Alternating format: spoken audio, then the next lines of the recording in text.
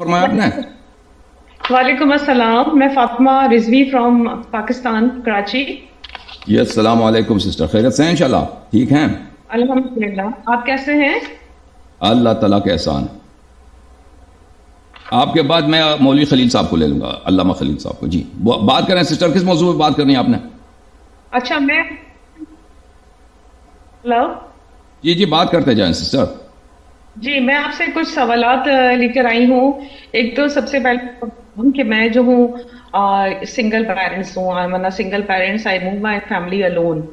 تو مجھے یہ چیز سوچ کر اس چیز کا کانشیس رہتی ہوں کہ محرم نامحرم جو ہمارے یہاں کہا جاتا ہے کہ آپ نامحرم سے تو بات بھی نہیں کر سکتے ہیں ہنس کے اور یا جیسے بھی۔ تو میری تو زندگی میں زیادہ تر جو ہے وہ معاملات جو ہیں وہ گھر سے نکلنے کے بعد سارے جینٹس ہی ٹکراتے ہیں، چاہے وہ سبزی والے ہوں، فروٹ والے ہوں، میری جاب ہو، میرے بچوں کا ایجوکیشن ہے، جو بھی ہے وٹ ایور۔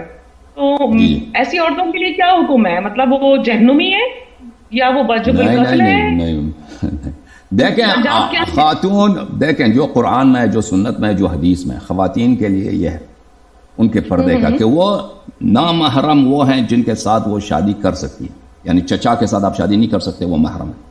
بھتیجا آپ کا محرم ہے۔ جن لوگوں کے ساتھ شادی ہو سکتی ہے وہ نامحرم ہے۔ جن کے ساتھ شادی آپ کا ناممکن ہے، مثلا آپ کا بیٹا ہے، آپ کے والد صاحب ہیں، ماموں صاحب ہیں، جن سے شادی نہیں ہو سکتی، یہ محرم ہے۔ جو لوگ نامحرم ہیں ان سے آپ نے بال چھپانے، چہرہ چھپانا واجب نہیں ہے۔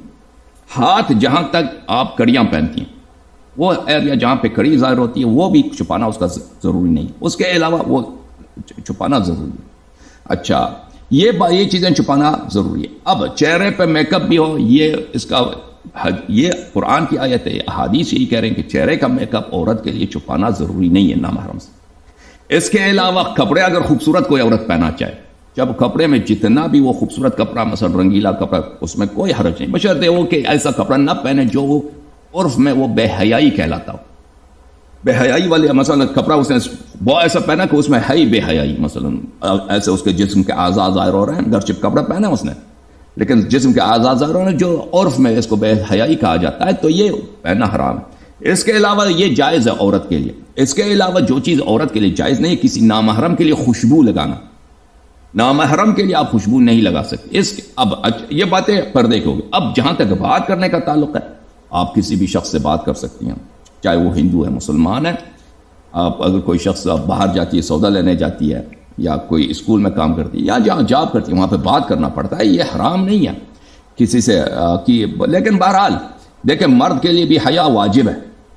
حیا ایک ایسا باؤنڈری ہے کہ اس کا تعین انسان کا ضمیر، انسان کا وجدان آپ کے کانشنس کرے گی، ٹھیک ہے نا۔ مرد کو بھی بحیا رہنا ہے، عورت کو بھی بحیا رہنا ہے۔ جہاں بھی انسان کام کرتا ہے یا کرتی ہے، یا وہ پارک چلی جاتی ہے، یا سبزی لینے جاتی ہے، یا گوشت لینے جاتی ہے، یا بس میں سفر کر رہی ہوتی ہے، تو بہرحال ہر حالت میں یہ پردے کے ساتھ ساتھ اس ہر شخص کے گفتگو میں، ہر شخص کے تخاطب میں، چاہے وہ مرد ہے چاہے عورت ہے، اس میں حیا کا اس نے لحاظ رکھنا ہوتا ہے۔ تو یہ چیزیں واجب ضروری ہیں، ٹھیک ہے نا۔ ہاں میری بہن، میرا دوسرا سوال آپ سے یہ ہے کہ حضرت امام حسین علیہ السلام اور ہمارے مولا مشکل شاہد ہو جہاں حضرت علیہ السلام کیونکہ شہید ہیں، تو شہید کو ظاہر سی بات ہے جو شہید ہیں وہ دنیا میں موجود نہیں ہے، لیکن قرآن کی آیتوں کے حساب سے وہ زندہ ہیں اور وہ رزق پا رہے ہیں، لیکن تو کیا ان سے دعائیں مانگنا اور ان کے جو ہے واسطے وسیلے سے دعا مانگنا یہ جائز ہے یا اللہ کے ساتھ شرک اس کو کانسیپٹ کیا جائے گا کہ شرک تو نہیں آتا یہ سب کچھ؟ جی آپ کی خدمت میں عرض کروں کہ دیکھیں میری بہن، یہاں پہ ایک بات یہ ہے کہ واسطے دینا تو کوئی اس کو منع نہیں کرتا نا، واسطہ ان کے واسطے سے آپ اللہ سے طلب کریں، یہ تو وہابی بھی اس کو منع نہیں کرتا ہے، لیکن خود اہل بیت علیہ السلام سے طلب کرنا یہ کسی نہ شیعہ کے پاس کوئی حدیث ہے، نہ قرآن میں کوئی آیت ہے، یہ حرام ہے یا شرک ہے۔ تو جو لوگ اس کو شرک قرار دیتے ہیں، یہ خلیل احمد صاحب سے ہماری گفتگو ہو چکی ہے ایک دو دفعہ، ان کے علماء نے کہا کہ یہ نہ کوئی آیت ہے، نہ کوئی کچھ بھی نہیں ہے، قرآن کے صرف غلط ترجمہ ہے کہ اللہ کے سوا کسی کو پکارو گے تو شرک ہے۔ تو یہ غلط ترجمہ ہے، قرآن کی آیت یہ ہے، قرآن کے اللہ کے علاوہ کسی اور کی عبادت کرو گے تو شرک ہے، ٹھیک ہے نا۔ تو لذا یہ اس کو سمجھنے کی ضرورت ہے. دوسری بات یہ ہے میری بہن کہ ہمارے اہل بیت علیہ السلام کے احادیث روایات زیارات میں یہ بات بہت کثرت سے آپ کو ملتا ہے کہ آپ نے اہل بیت علیہ السلام سے آپ نے کیا کرنا ہے؟ ان سے اپنے حاجات طلب کرنا. یہ مستحب ہے. حاجات چاہے وہ دنیا سے چلے گئے ہوں ان سے اپنی حاجت طلب کرنا یہ اچھی بات ہے کہ یہ اہل بیت علیہ السلام کے متعدد روایات میں زیارات کے آداب میں یہ مذکور ہے. بہرحال تھینک یو میرے سسٹر. اب آپ کے سوالات کا بڑا شکریہ. اب آپ مجھے اجازت دے دیجیے. آپ سے میں خداحافظی کرتا ہوں تاکہ ان پروگراموں میں ہم جماعت مخالفین کے علماء کرام سے بات کرتے ہیں اور عالم اسلام میں جو باتیں اختلافی چلتے آ رہے ہیں ان کے متعلق علمی گفتگو کی جاتی ہے. الحمدللہ رب العالمین. آپ نے دیکھا کہ ہر مرحلے میں اور ہر سوال پر اور ہر موضوع پر مذہب حقہ، مذہب اہل بیت اطہار، ائمہ ابرار علیہم السلام، مذہب حقی شیعہ اثنا عشریہ یہ حق پر ہے. اور جماعت مخالفین کبھی ہمارے سوالوں کے جواب نہیں دے سکتے اور نہ کبھی وہ ہم سے ایسا سوال کر سکتے ہیں، ایسا اشکال کر سکتے ہیں جو مذہب حقہ کے پاس ان کا صحیح مدلل جوابیں نہ ہو. ایک جواب نہیں، کئی جوابیں نہ. یہ بار بار آپ دیکھ چکے ہیں اور یہ سلسلہ چلتا رہے گا اس وقت تک کہ یہ علماء مایوس ہو جائیں گے. مجھے لگتا ہے کہ وقت آئے گا کہ یہ مایوس ہو جائیں گے کیونکہ شرمندگی پہ شرمندگی، شرمندگی پہ شرمندگی ان کو جو اٹھانا پڑ رہا ہے. یہ سلسلہ کب تک چلتا رہے گا اور یہ کب یہ بہانہ کرنا شروع کر دیں گے کب ہم اللہ یاری سے بات نہیں کریں گے جب تک وہ پاکستان نہ آئے اللہ یاری سے بات نہیں کریں گے کیونکہ وہ جاہل ہے. اللہ یاری سے بات یہ ہو سکتا ہے. یہ سلسلہ تو ہے، اس کی اکثریت علماء کا یہی موقف ہے کہ اللہ یاری سے ہم بات نہیں کریں گے جب تک وہ پاکستان نہ آ جائے. اچھا دوسروں سے تم خود سب سے آن لائن گفتگو، انٹرویو، مناظرہ کر سکتے ہو اللہ یاری کے سوا. ان کے جو بڑے علماء ان کا یہی موقف ہے. اور پھر ہمیں یہ بھی پتہ ہے اور سب ان کو خود بھی پتہ ہے، ان کے ناظرین کو، ان کے عوام سب کو پتہ ہے کہ یہ صرف ایک بہانہ ہے اللہ یاری سے بات نہ کرنے کا. اور یا یہ کہ ہم اللہ یاری سے بات نہیں کریں وہ تو ہے ہی جاہل. وہ اور یہ ان کو خود بھی پتہ ہے، ان کے عوام کو بھی پتہ ہے، سب کو پتہ ہے کہ بہرحال بندے حقیر کے پاس کچھ باتوں کا مطالعہ ہے. ایسا بھی نہیں ہے کہ میں یہ علماء کرام یہ بڑے عالم ہیں، میں نہیں کہتا کہ میرا علم ان سے زیادہ ہے، لیکن کچھ باتوں پہ میرا بھی کچھ تحقیق ہے. اور ایسا نہیں ہے کہ انسان جاہل سے بھی بات کرتا ہے، ایسے کوئی بات نہیں. رسول اللہ صلی اللہ علیہ وآلہ وسلم نے جاہلین سے بہت بات، بلکہ وہ سب ان کے سامنے جاہل ہی جاہل تھے، ان سے بات کرتے تھے، ان کے لیے دلیل لاتے تھے.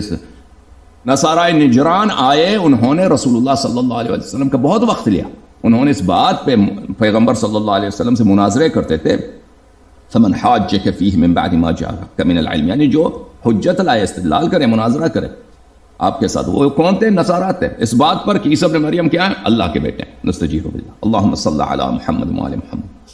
تو بہرحال ہمارا دعوت عام ہے جماعت مخالفین کے علماء کرام کے لیے کہ تشریف لائیں انشاءاللہ تبارک و تعالی، آپ سے گفتگو ہو جائے. اور بلکہ میرا دعوت یہ ہے علماء کرام سے کہ آپ کو ابھی تو پتہ چل گیا ہے نا مذہب حق کون سا ہے. اب تعصب چھوڑ دیجئے. اب انشاءاللہ تبارک و تعالی میں نہیں کہتا کہ آپ کہہ دیں کہ شیعہ حق پر ہے، نہیں، آپ کہہ دیں کہ ہم مذہب اہل بیت علیہ السلام کو قبول کرتے ہیں. شیعہ تو ویسے ہی، میں شیعوں کا خود میں مخالف ہوں، شیعہ تو ویسے ہی بدماش ہیں. جماعت مریم بھی بدماش ہے بہت، شیعہ بھی ان سے زیادہ بدماش ہے. ٹھیک ہے نا. شیعوں یہ نہ کہیں کہ آپ شیعہ آپ جیت گئے. شیعہ اہل بیت علیہ السلام کے دامن لیے ہوئے شیعہ بہت کم ہیں. آپ علماء کرام سے دعوت یہ ہے کہ آپ آ جائیں، آپ اپنے قوم کے لیے قدوہ بنیں، اسوہ بنیں، نمونہ بنیں، تاکہ آپ کے مثال کو دیکھ کر دوسرے بھی ایمان کے دائرے میں داخل ہو جائیں، ایمان کے نور میں داخل ہو جائیں. اور آپ آ جائیے انشاءاللہ تبارک و تعالی. وہ خلفاء جو خلفاء حقہ ہیں، خلفاء راشدین ہیں رسول اللہ صلی اللہ علیہ وآلہ وسلم کے، ائمہ ابرار علیہم الصلاۃ والسلام ہیں. رسول اللہ صلی اللہ علیہ وآلہ وسلم نے نام لے کر ان کو نصب کیا ہے. ان کی امامت کا اقرار کریں اور ان کے دشمنوں سے برات کا اظہار کریں. اور یہ جتنے لوگ آپ کی وجہ سے اور آپ کو نمونہ دے کر وہ اس طرف مائل ہو جائیں گے یا اس بات کو قبول کریں گے، اس کا ثواب آپ کو ملے گا. اور یہ ہر دنیائی ثروت سے بالا تر ہے. بہرحال ابھی ہمارے پاس تشریف لائے ہوئے ہیں مولوی خلیل صاحب. کتنے گئے تسی؟